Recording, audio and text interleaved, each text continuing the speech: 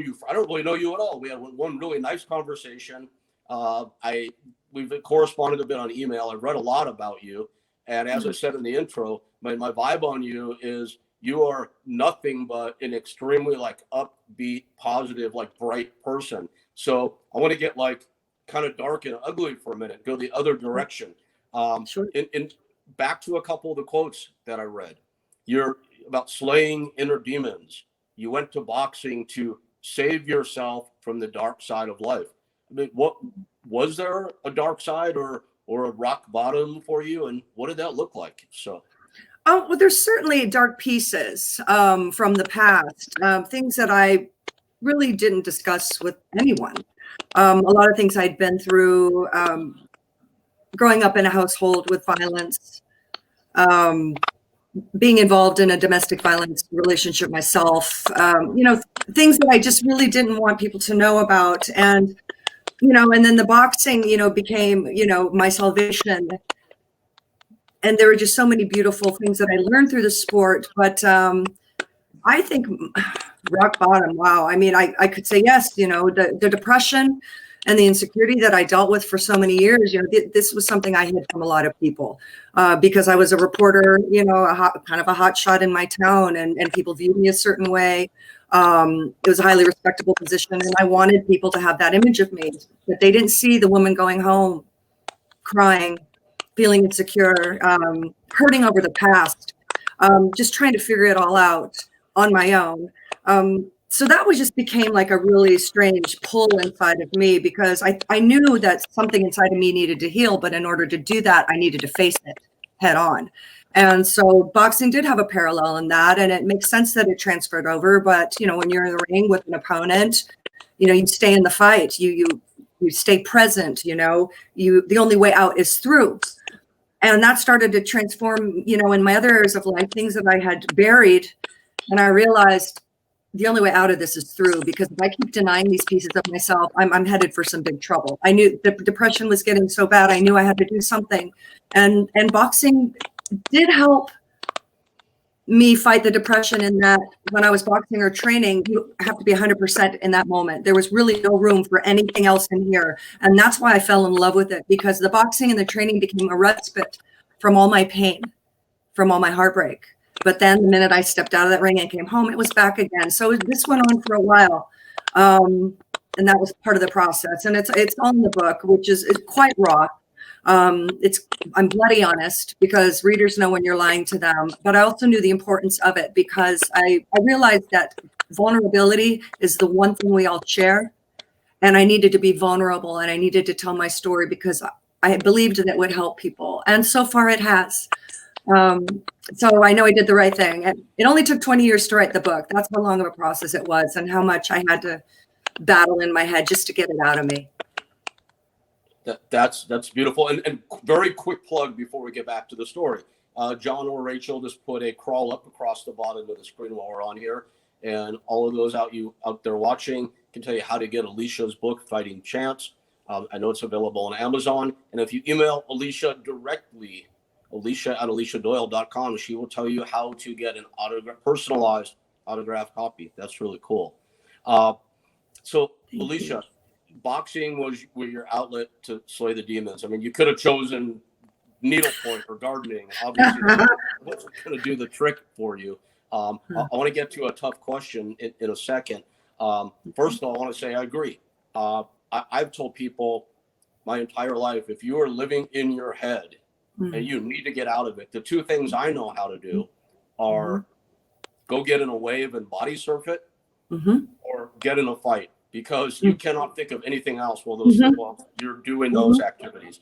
Those are the only two things I can think of. So I hear you, but I do have to ask that. Here's the previously referenced tough question. So you mentioned that you grew up in a household with violence, that you were in a situation with domestic violence. Was boxing an outlet for your own violence, or did you look at it differently? But boxing was definitely an outlet for my rage. Absolutely. Because what I had been reporting on this gym for about a year as a journalist, and in doing so fell in love with the kids and with the sweet science. But I had never actually been in to take a boxing class or hit the bag or do anything. The owner of the gym, Robert Ortiz, he was long encouraging me to come and take an aerobic boxing class. And I kind of scoffed him off and I didn't take him very seriously. But what got me into the gym that day was I went through a really volatile breakup with a boy that punched me in the face with a closed fist more than once. And needless to say, I was really angry about that. I was embarrassed. I was ashamed. I couldn't believe I allowed that to happen to me. I mean, I chose this man. I was in love with this man. So I was so angry. I showed up at the gym the next day because I wanted to hit something as hard as I could over and over again. And Robert gave me my gloves and my wraps, and I hit that bag for an hour, and I felt better. I was amazed at how much better I felt. And there was no contact boxing. This is just aerobic boxing, but there was something about it that made me feel elated and on a natural high. And so I kept on going back and doing it again and again and again because it made me feel so good. And before I knew it, I was taking 3 classes in a row, 6 days a week. And at that point, it wasn't enough. I wanted more. So, there's boxers and, champions training there all the time with their coaches. So I would just watch them train. And I would mimic their moves. My coach would give them some combination. I would practice it on my own and on the sidelines. And because I was the only female in that gym working as hard as I was, at that point, other coaches from other gyms started to notice. And that's when I was approached by a gentleman named Stan Ward, who passed away earlier this year. But he asked me if I would ever consider competing. And I told him that I had thought about it, but that nobody would take me seriously because I was a girl. What a huge switch, though.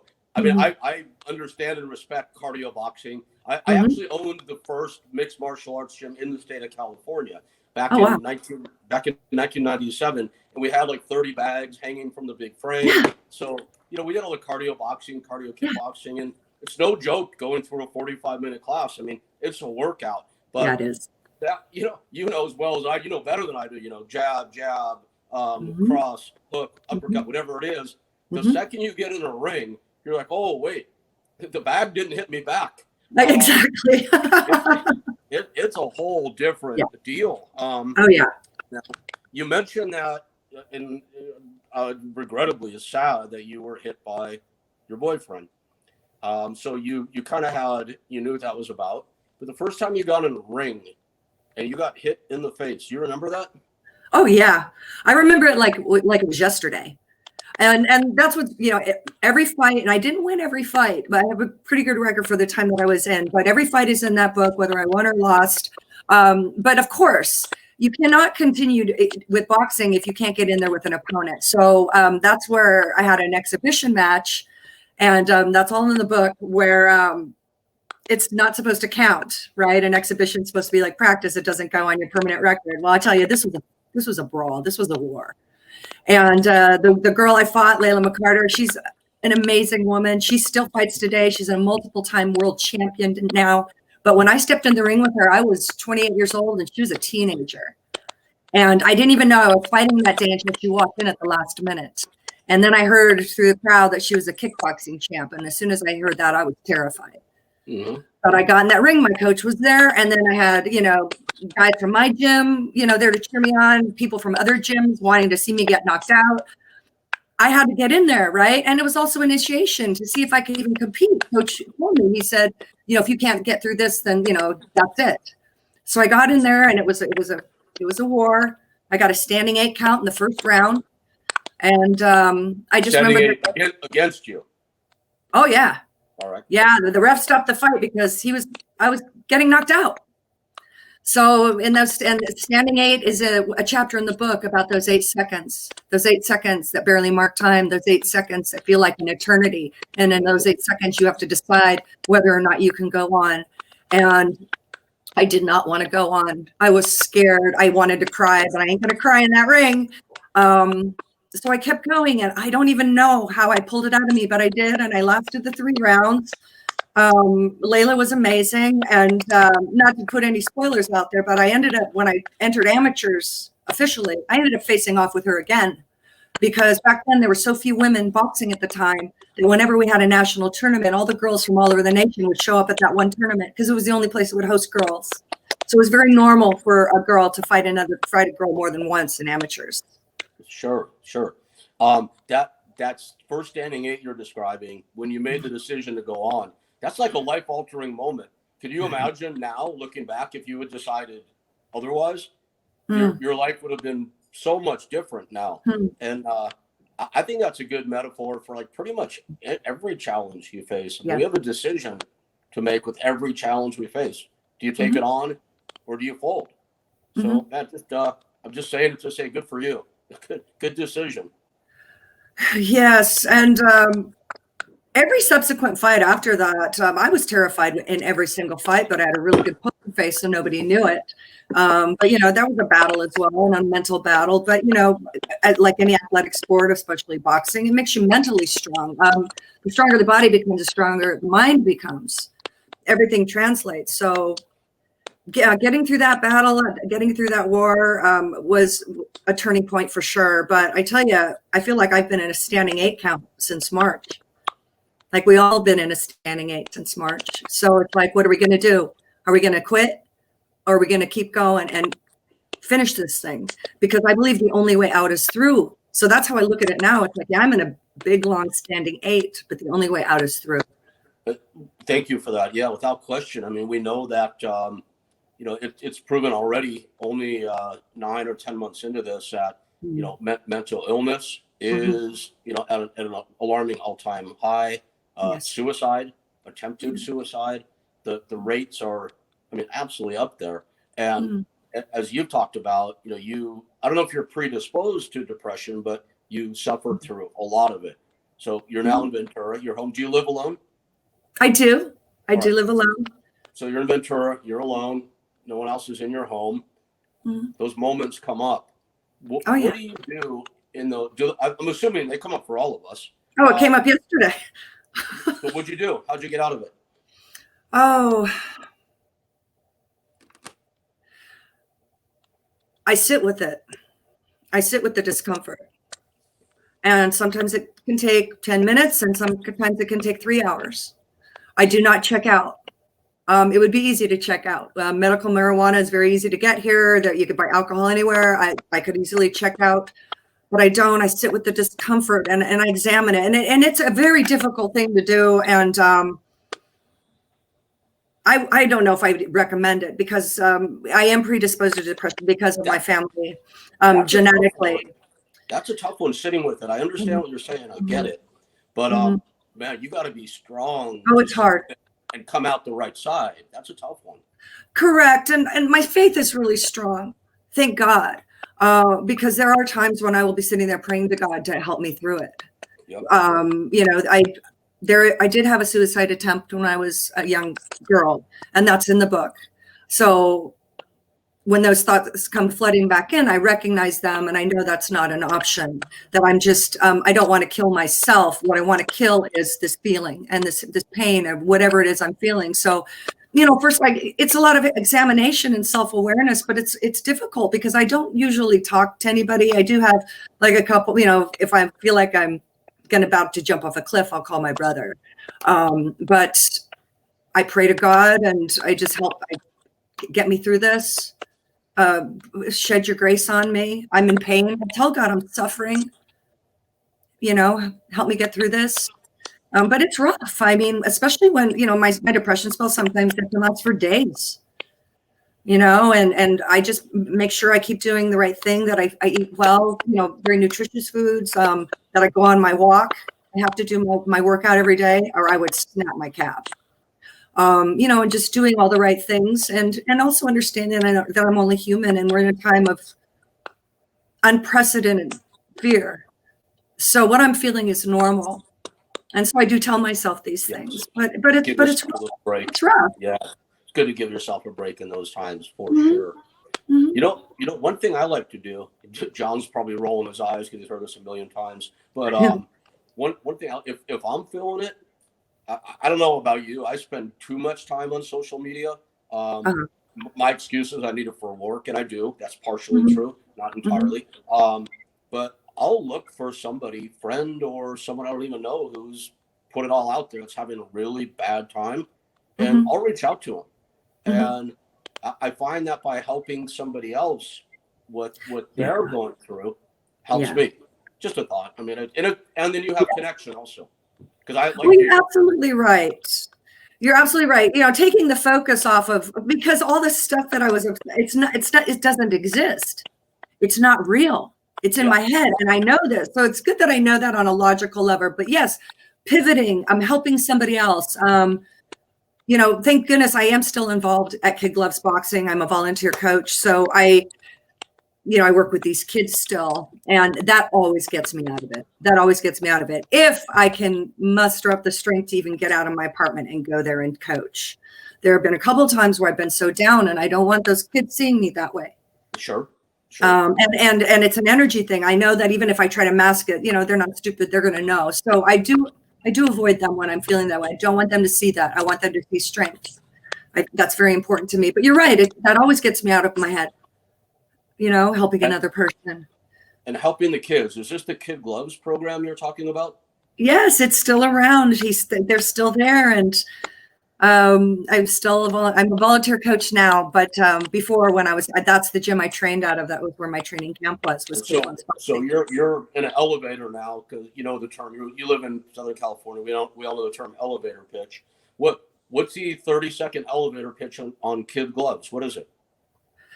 Oh, Kid Gloves Boxing Foundation serves at-risk youth and any teen or young adult that wants to get in shape. But we're all about the inside first, you know, making them strong individuals, thoughtful individuals, compassionate individuals, and learning to love themselves, and for them to realize that anything is possible and to never, never quit. And that's something we drill home with them every single class.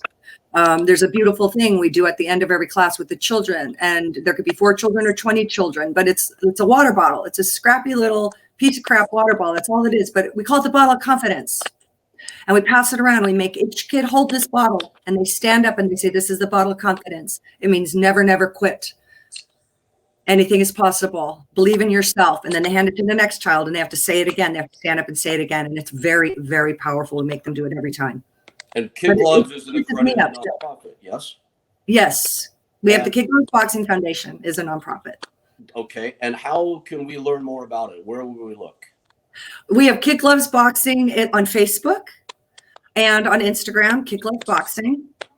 We're in the process of rebuilding the website. But yeah, he's still going strong and still helping these kids. You know, when I met him, he was doing the same thing.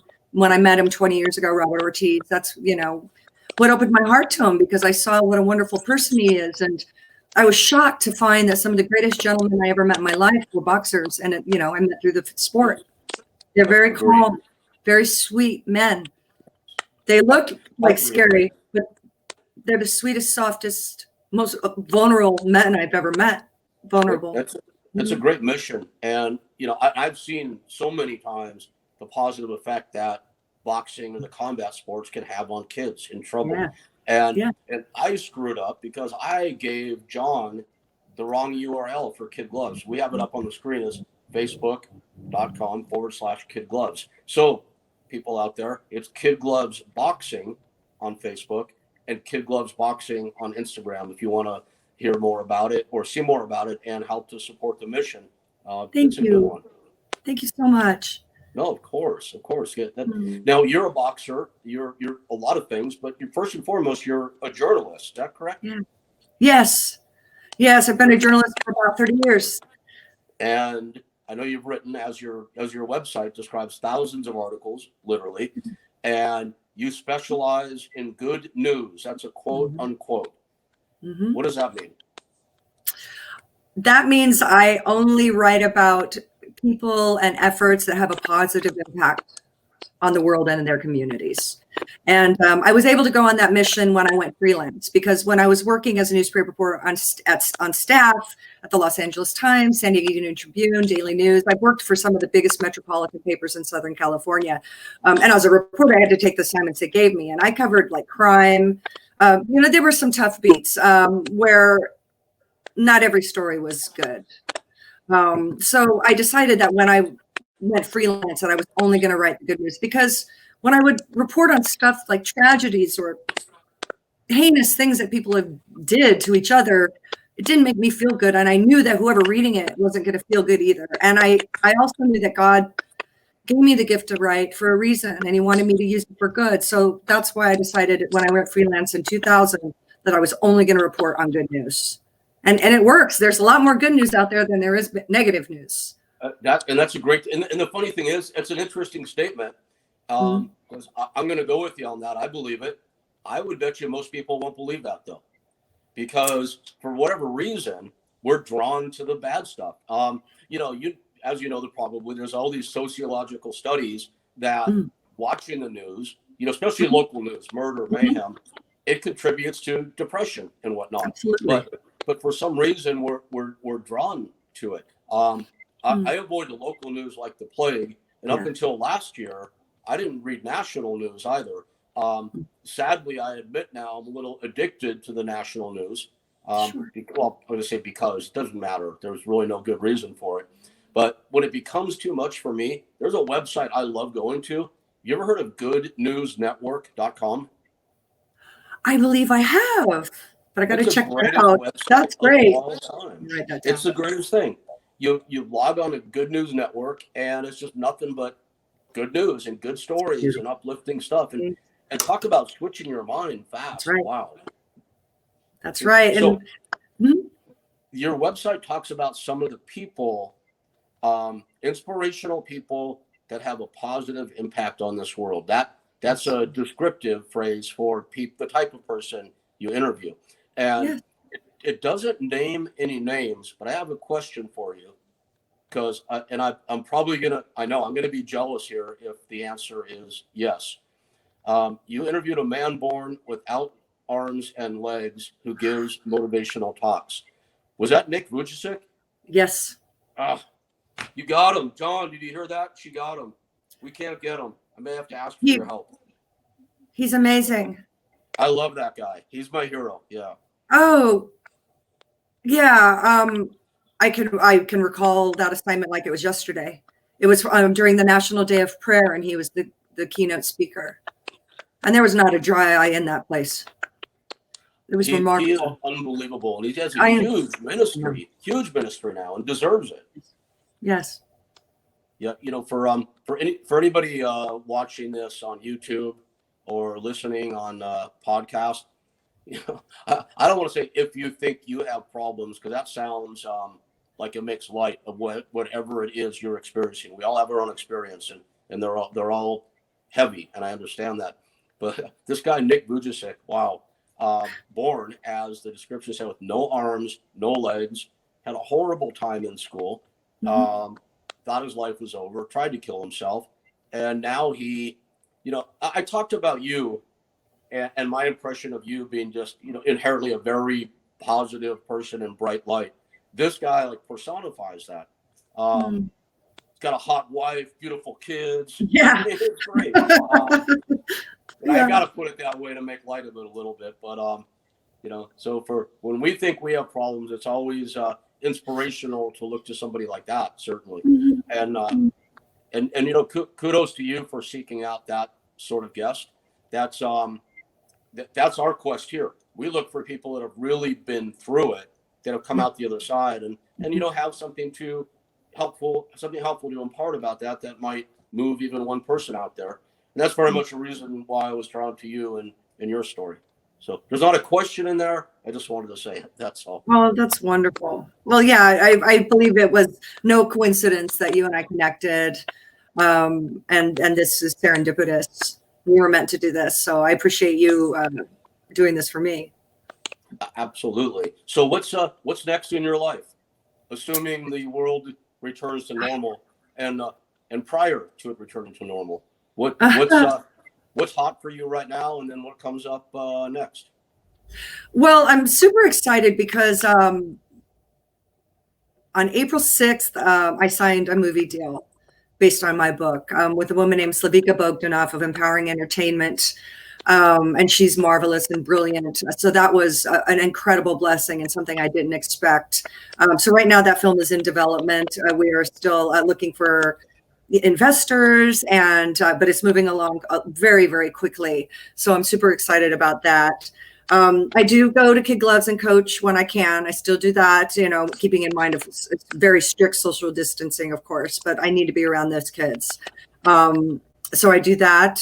But other than that, just a lot of contemplative time.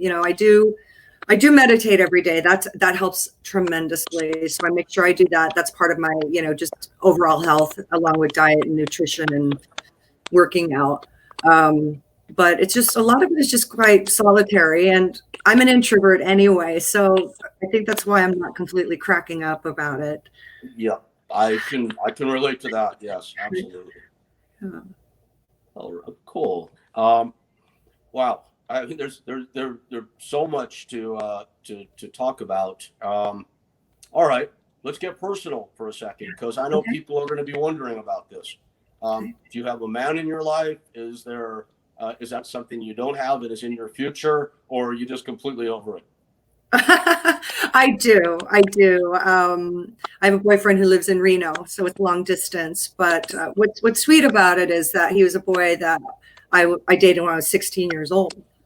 Oh, wow. So we Cool. first, That's cool. yeah, when I was 16 and he was 15, and then we both had our lives, and he had his life, and then he found me on Facebook about 3 years ago, and it was like no time had passed. Of course, we remembered each other, and there was nothing bad between us, and we were so young. So it's been really nice That's reconnecting with really him. cool. That And is he's great. a very sweet man. He's a very sweet and kind man. Good. That's so important, isn't it? We Yeah. get to a point where we know what's most important, don't we? Hmm. Good. Yeah. Good. And it's there's a lot to be said for that long distance thing, actually. And that's really not even that far. That's a perfect distance. So good for you guys. Right. It's not that far. But it's nice to, have a relationship with somebody that you miss all the time. It's better than the alternative, so we make it work. Good. Good. Okay. I had to ask. And I saw it through you a little bit. I'm just like, I love to do that. It's fun to go places you may not normally go in a conversation like this. Who knows? Are you still writing for papers? Are you freelancing? What's going on with that? Yeah, so I still freelance a little bit. When COVID hit, a lot of my clients just folded or went away or just disappeared. I lost quite a bit of that, but I still write for a couple local publications. I'm putting a lot of energy into the book, and just publicizing the book. And thank goodness for, platforms like this, and the internet has made it so that I can do that and still publicize it, because before COVID hit, I had book signings planned and scheduled, and I had bought boxes of books that I was, getting ready to sign. And then COVID hit. It's like, oh no. But it was just so dramatic. I also knew that everything was going to be okay, because what happened was so strange. It was like, all right, God does have another plan. So I just need to chill out, and keep my mind straight, as it unfolds. And everything worked out fine. I had to learn a lot of stuff online, of course, but that's been a great process. So it's been fun meeting people like you, and you're not 6 feet away, which is nice. That's crazy, isn't it? Yeah, it's time to build foundations in another way, which obviously you're doing.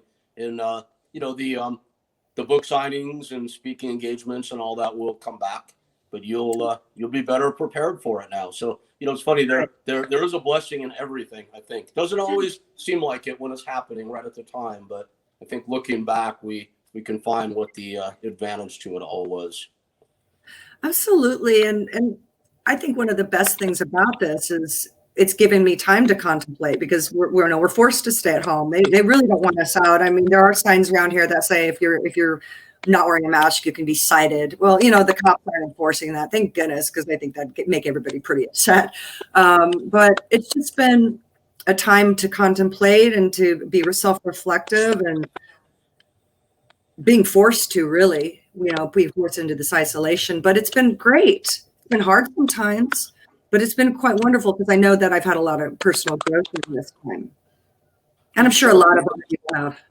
If you had the proverbial balance sheet, as it were, it definitely seems like you've come out on the the positive side of the ledger during this.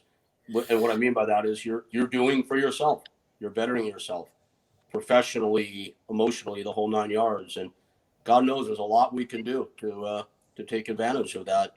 It's not, to me, I think it's an opportunity. I really do. I've gotten in better shape over the past few months than I've been in a long time. I've advanced myself professionally. It, you know, you make up for the deficiencies if you choose to do that. There's always a chance to do that. Absolutely. And, you know, my nephew was a big inspiration too, because he's getting ready to go to medical school. And this whole thing happened, and he has classmates, student friends of his that just dropped out. They just stopped. And his whole attitude was, I'm going to keep going. Yeah, you had to take everything online. Yeah, it's hard to do like a science lab, online, but he's doing it, and he's gotten just straight A's across the board and just kicking butt. So I think, I'm going to follow that, and I'm going to just take advantage of this time, because this is the time we can reinvent ourselves and do anything. We always had that opportunity, but now it's like, really hone in on what you want and find out what's working and find out what's not working. And a lot of people are in relationships and they're breaking up. A lot of people are getting divorced because they're realizing they're stuck with this person, and they're like, why did I make this choice? So I think that's great too. Just people reassessing their lives and realizing what's important, because we all really don't know what's going to happen a few months from now.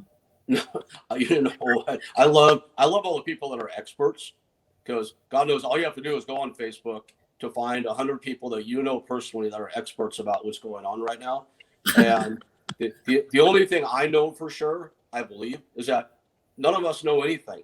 And it's going to be interesting looking back on this time, when the true stats are in, when there's some perspective on what happened, some hindsight, it's going to be interesting. So in the meantime, yeah, I agree. We do the best we can for ourselves, for others, being of service any way we can. And everybody take advantage. Do the best. No matter what you have or don't have, there's something you can do to better yourself and help others. There's no doubt about it. And we talk about that all the time on the show, to the extent it probably seems like preaching sometimes, but I believe in that word. So I always like to push that. Oh yeah, it's perfect. And it's true. It's true. And that we have the power of choice. So one last departure before we sign off for the day. Are you going to fight again? No. Good. No I was hoping way. not. Absolutely not. And I joke about that because that's, other people have asked me that as well. But I said, I would fight if it was $1 million purse and I was guaranteed a win, then I'll get in there again. It'd have to be a really good, compelling reason. I get it. Believe me. $1 million and I'm guaranteed the win.